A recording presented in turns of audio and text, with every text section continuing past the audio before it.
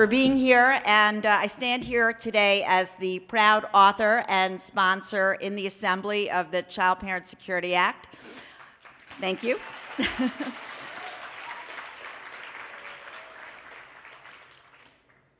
How many people here have either used a surrogate or know somebody that has used a surrogate in order to have their child?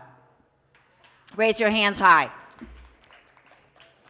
It is very important today for you to communicate your experience to the legislators that you're going to meet with so that they can better understand the angst and the disappointment and the problems, the legal problems, the emotional problems that you and others have suffered from the inability to have a child in New York State. As it was said, we are only one of very few states that have not allowed legal surrogacy to take place.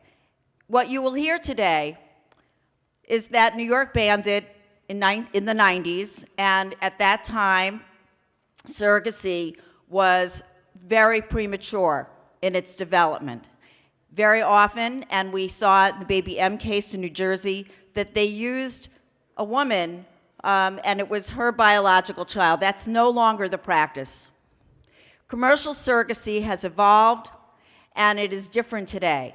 And those same groups, New York City Now, FPA, those same groups that advocated banning surrogacy in the 90s are now with us, supporting us, and want to see this bill done alongside this organization. So that's a message you have to make sure to communicate so that this important bill, which is the next step after marriage equality, to allow everybody to have their own children right here in this state, gets done.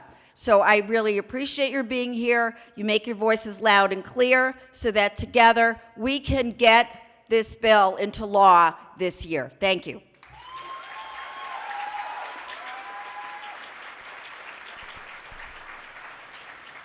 Please welcome to the stage the sponsor of the Gender Expression Non-Discrimination Act in the Assembly, Assembly Member Richard Gottfried.